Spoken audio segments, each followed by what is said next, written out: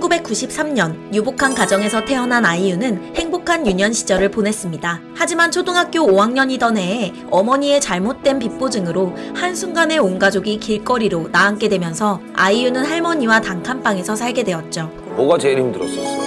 뭐 너무 추운 것도 추운 거였고 보일러나 이런 것도 안 되니까 바퀴벌레가 바퀴벌레가 전 그래서 이제 바퀴벌레는 그냥 손으로 때려잡을 수 있어요. 먹는 것도 없으니까 먹고 싶은 거 다 못 먹고. 네, 뭐 감자로 막 끼니도 많이 때우고. 이렇게 힘든 생활을 하던 아이유는 중학생이 되었고 체육 시간에 떠들다가 받게 된 벌로 반 아이들 앞에서 노래를 부르게 되었습니다. 그런데 노래를 듣던 선생님은 아이유의 기가 막힌 노래 실력에 체육대회 오프닝 무대를 권유했고 결국 전교생 앞에서 노래를 부르게 된 아이유는 심장의 두근거림을 느끼며 가수의 꿈을 가지게 되었죠. 이후 그녀는 가수가 되기 위해 오디션을 보러 다녔고 20여 개의 기획사에서 탈락한 뒤 마침내 로엔 엔터테인먼트의 연습생으로 들어갈 수 있었습니다.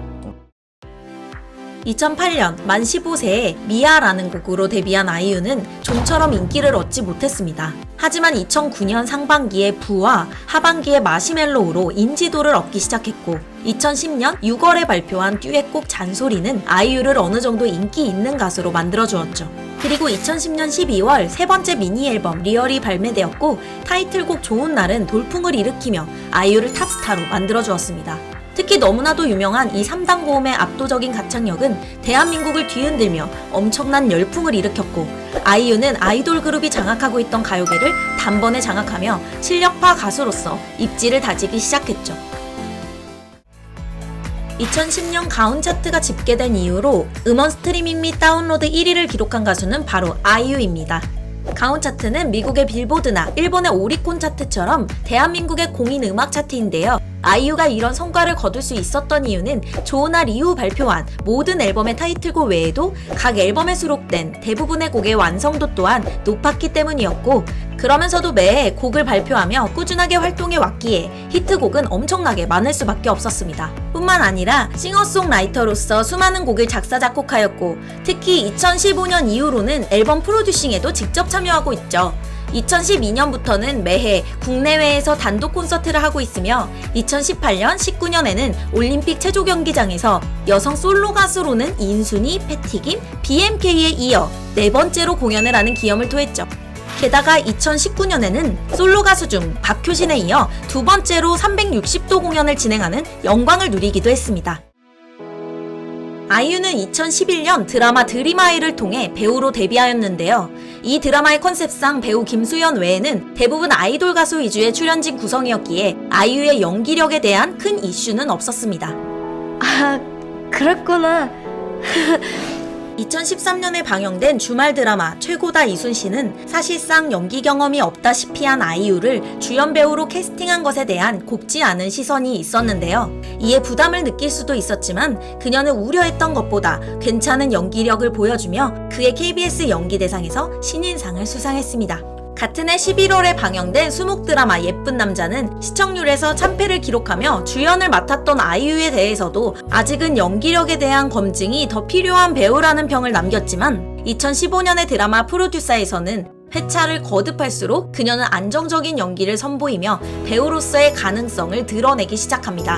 사회, 환경, 율법이랄까.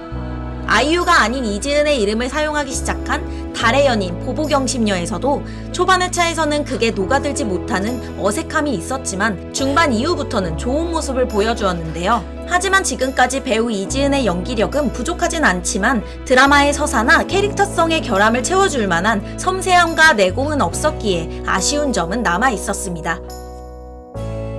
그런 이지은에게 드라마 나의 아저씨는 진정한 배우로 거듭날 수 있게 만들어준 의미 있는 작품이었습니다.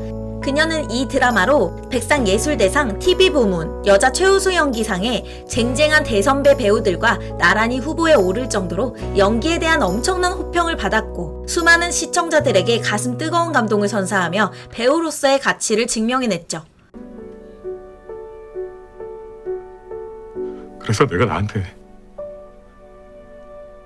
아무것도 아니다. 아무것도 아니다. 옛날 일 아무것도 아니야. 네가 아무것도 아니라고 생각하면 아무것도 아니야. 이후 눈에 띄게 늘어난 연기력으로 호텔 델루나에서도 안정적인 연기를 보여준 배우 이지은은 2년 연속 백상 예술대상 TV부문 여자 최우수 연기상 후보에 오르며 배우로서 완벽하게 자리를 잡았습니다. 착하다.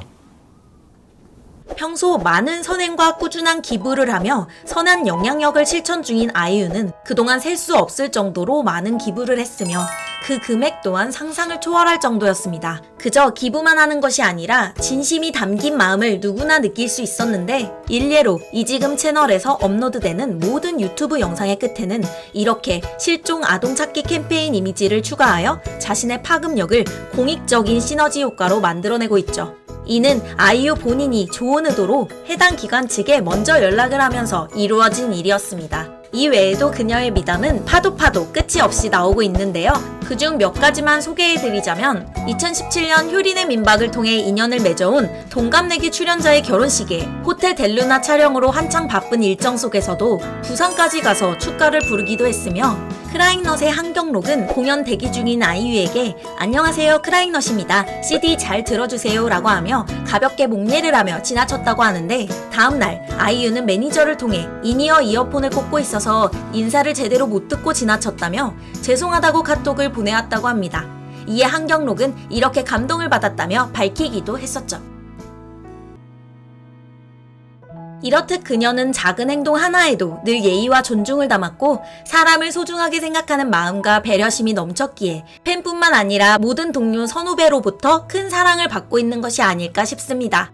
이상 인물이 궁금할 땐 누구? 였는데요. 이제 곧 30대가 될 아이유의 편안한 앞날을 응원하며 영상 마치겠습니다. 구독과 좋아요는 다음 영상 제작에 큰 힘이 됩니다.